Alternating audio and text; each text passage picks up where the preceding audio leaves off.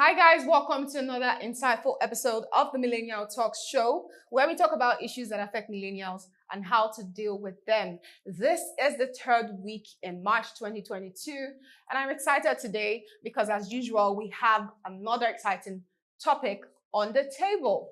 Well, today we're going to be looking at myths and facts. Now, we're going to be looking at different aspects to it. Myths and facts about how to start up a business, myths and facts about how to start up a personal brand, and so on and so forth. Well, when you hear the word myths and facts, you can think that many a times myths and facts around different subjects affect how people make decisions in life and even how they view life in general. Now, while myths are always there as a result of unchecked facts, you always have the facts there as well to help you checkmate these myths. So on that note, we're going to be looking at different aspects of myths and facts, business, personal life, and so on and so forth. But yes, I'm not going to be having this conversation alone as usual. I have a special guest in the house with me, and I want to blow the trumpet, but I'm just going to go ahead and introduce my guest here. I have with me Olamilekan Bamidele. Welcome to the show. I really wanted to blow your horns. I wanted to blow the trumpet. I was like, now let him do it. Great to have you on the show. Thank you so much for having me on the show. So we always like to start with a brief introduction. So it's time to blow that horn. So yeah, go ahead. So my name is Lekan Bamidele. I'm a legal practitioner based in Lagos. I run a bespoke law firm called Bamidele & Co. So what we do pretty much is we help startups sort of understand their business, angles from the legal side. Okay. We help them with tax, also do entertainment law advisory to a couple of cool entertainment personalities out there. So those are like just a few things that we do, at the firm. Okay. And also run a media company on the side. Yeah, a quick hold on that. We also know that you have like a personal brand because he's also AKA the King Pexi. I try. So tell us a little bit about how you balance all of that together. So contrary to popular belief, or rather as a myth, so people already assume that you can combine law with other things, but I think I'm able to do that properly well for the last 7 to 8 years. Wow, that is amazing. So I started out as an influencer, and then proceeded to being a lawyer, and then proceeded to owning like a media company.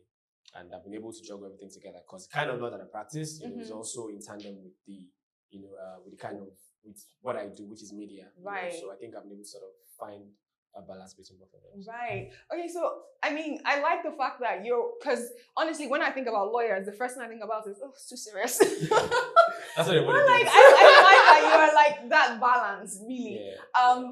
Also, he's on Instagram and I like all those pictures too. So let's go straight to the next question. Yeah. Next question is, so we know that when you started all of these different businesses, there would be like a lot of myths and facts. And that's the same issue a lot of people struggle with. You want to do something in Nigeria and people are like, no, don't do it this way. This is how it's done. And you've not even started and you're already discouraged. So for people listening out there, they'd like to know, in your journey, what are the myths and facts that you've encountered, the most popular ones? And what are the facts to knock those myths over? So the first myth that I found out, or rather that I heard generally is you need millions of naira to start a business. Very common. In as much as I would say that is true to an extent, it's true doesn't make it like a fact. When I started the media company, in fact, the law firm, let me use the law firm, because we're able to sort of record progressive success. But when I started like the law firm, I didn't need to have like as much money. I needed to just have people. Right. The currency I needed, was people. And based on like my social currency, I was able to get friends that needed, some legal things done, family members that wanted me to like help them manage their properties and everything. I did not get an office space in the first year of starting Wow. being a lawyer. So Wow. I didn't need millions to start up a business. You just have the idea and then position yourself as such. Create a platform. For a platform, it will cost you almost nothing, a mobile phone and data. Yeah, true. So you don't need millions to start a business. If you wanted to start, say like the Paga business, for example, right? Or you want to start like, selling recharge cards or stuff. You don't need millions. You don't need millions, there are people that would, even people that do all those, thrift, selling like clothes and all, just, get your outfit, resell them, iron them, have a platform, that's what really matters. And also like have people, because you need people to patronize whatever Definitely. I do think that like, social media and technology have actually played a role because initially you couldn't put yourself out there that much. Generally, anybody, you need to go to the market. You need to go to the market. And not everybody, I don't want to be no shopping market selling, Yeah. So let's look a bit at the personal brand side. Like, what are the myths that you face there? Because I know there's a lot of that, especially on social media. I'm on social media myself, so I know how crazy it can be. Today, there's this rumor and it's not really true. So what are the biggest ones you face with your personal brand? So for personal brand, I think, for me, people would say, you need to be able to chase clouds. Like, I'm like, that's what drives like the numbers. Like if you're not a cloud chaser, if you don't, like live some sort of lifestyle, so maybe fake or like fake lifestyle, people would not, see as a lifestyle influencer. And you don't need to. It's good to understand that, the media is being forged, by drama and clout and all those things. But ordinarily, you can create something without necessarily having to chase that cloud. Just understand your niche, create things surrounding that and just, build your audience, build your community. And I think that's pretty much it. So I didn't necessarily need to do whatever. Just like, for example, like for some ladies, people already assume that if you're not, going naked or exposing yourself, online, you wouldn't get as much, followers. But there are people that are doing decent things like Kiki, Miriam. A lot of people are doing, decent things. They don't necessarily need to do all those exposing, twerking for things that happen for them. So like there's a lot of needs around that social media usage. Yeah, that's really true. And I mean, generally for me also, I've realized that people are like, oh, I mean, like if you're a fine boy, they'll think you're a Ross really? boy. That's true. They'll think that like, oh my God. if you're a fine boy online, they'll assume you're like you're a Ron's boy. So if you buy anything fancy, the sugar mommy got it for you. Or on the other side, if you're a fine boy, people just assume like you are just beauty and no brains. Oh, really? Right. So there's that. Actually, I'm a bit guilty. You already thought I was dumb, right? Not you in particular, but generally, when I see a fine guy, I'm like, Power Raja, there's nothing there. There's nothing there. But there's a so few exceptions. I'm not gonna lie, but generally, that's actually the myth. It's a myth. It's definitely a myth. I mean, same way when they see like beautiful ladies, they're like, I mean, this guy's pretty. She won't have any business acumen. But I've seen brilliant, beautiful business, owners run the businesses. Yeah, see, I like the fact that there's always facts to knock off. Yes, to knock off. I mean, yeah. And you're a living fact yourself. Yeah. So, what do you think is the major reason why people struggle with building? Because for you, I don't want to use the word successful because success is measured by different people's set goals. Relative, yeah, exactly. So, what do you think is the reason a lot of people struggle to build either an online brand? Because most of the times, I think it's because of all of these myths and flying all over the place. So people try this and they try that, doesn't work, and they give up. So you've been able to do it to a certain extent. So for people listening out there, they'll be like, okay, why am I struggling so much? And what do I need to do better?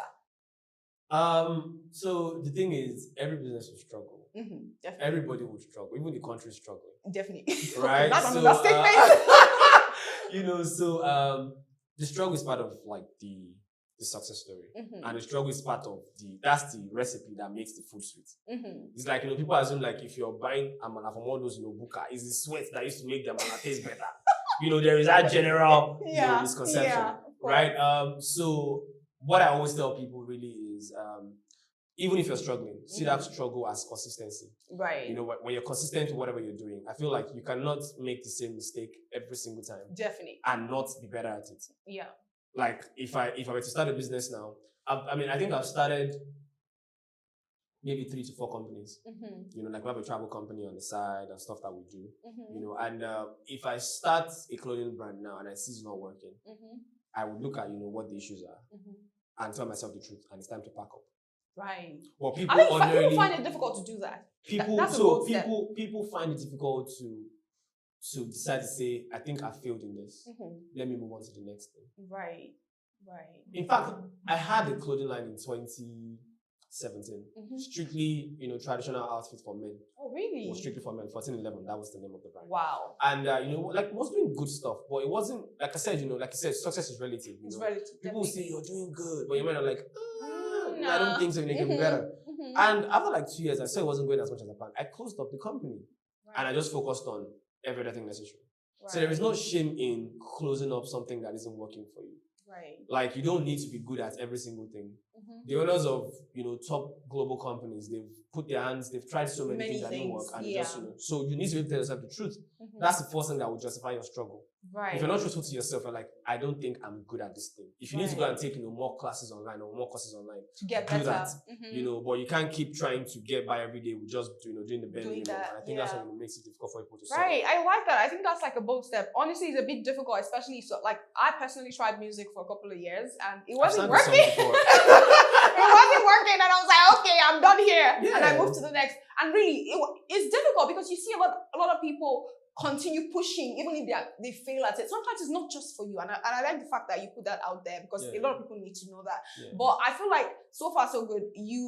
I personally, living my life, I have like rules, but I feel like everyone has an ultimate rule with everything they do in life. What would you say is your golden rule, like to people listening out there? If you were just put out one word to everyone to just get the whole book, basically, what would be a golden rule out there? So I wouldn't call it the golden rule because I have a lot of rules. Definitely. But number one for me is, as a business owner, never mix your personal funds with company funds. I do that. Like I've always had that principle from day one.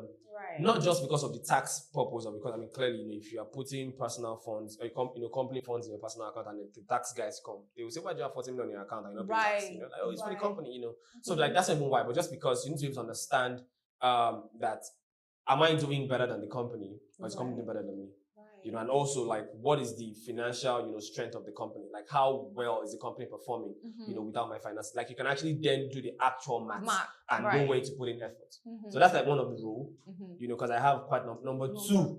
I've not seen what will make me to try and take out a loan. Breathe. That should be number one, because trust me, no, I think majority of millennials are struggling with it at the moment. Like, so I could say as much as 40%, really. A lot of people. Because you get messages every day. Today I still got a WhatsApp message. Oh, your friend XYZ is owing. I'm like, nah, I don't know this person, man. I don't know if I do. Why are you texting me? Like, I didn't actually going to take a loan, And that's the truth, because generally Nigerians have bad credit culture. Yeah. And that's why there's no problem taking a loan. People take loans. Like big companies, big individuals take loans, and they restructure the loans, And it's normal. Like that's how most, companies and corporates sort of thrive. There's no problem taking a loan, But the truth is, if you're going to take a loan, you need to have like a structure in place for a payback. Not just, I'll take a loan. Don't worry, I'm sure like something will come up next month as well. We always use Vibes Anisha Alert to do finances. Vibes Anisha Alert. So we need to have like financial literacy is a key. In fact, that's number one.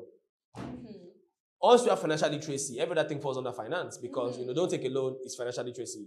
Personal money and company money, financial literacy. Like, just understand, take courses like understanding finance for non-financial individuals. Like, there is a course like that. Finance for non-financial individuals. Like, it helps you understand, like basic things. So, like cash flow, income, expenditure, basic things. I'm a lawyer, I hate maths. I love money, but I hate maths, But I've taken courses to help me sort of better myself because at the end of it all, you're running a business, not just a firm. So people need to. So I'll just put it out there. Any last words to people watching out there? Anything? Any extra?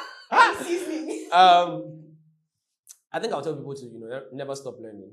Learning never stops. So you need to understand that you should find ways to better yourself.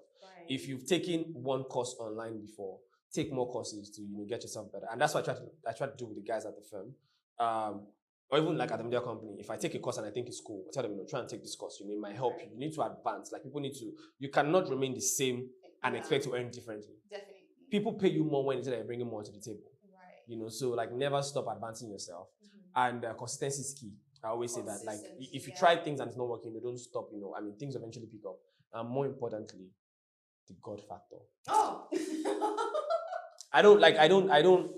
If you check 1 million interviews that I must have done, there's always a God factor. Like I never take that out because at the end of it all, a man can propose.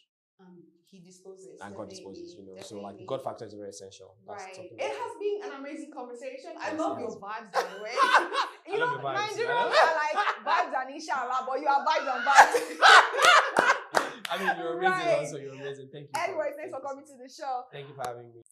All right, guys, if you would like to find out more about personal finance and financial market, please visit our website, www.proshareng.com. Keep watching.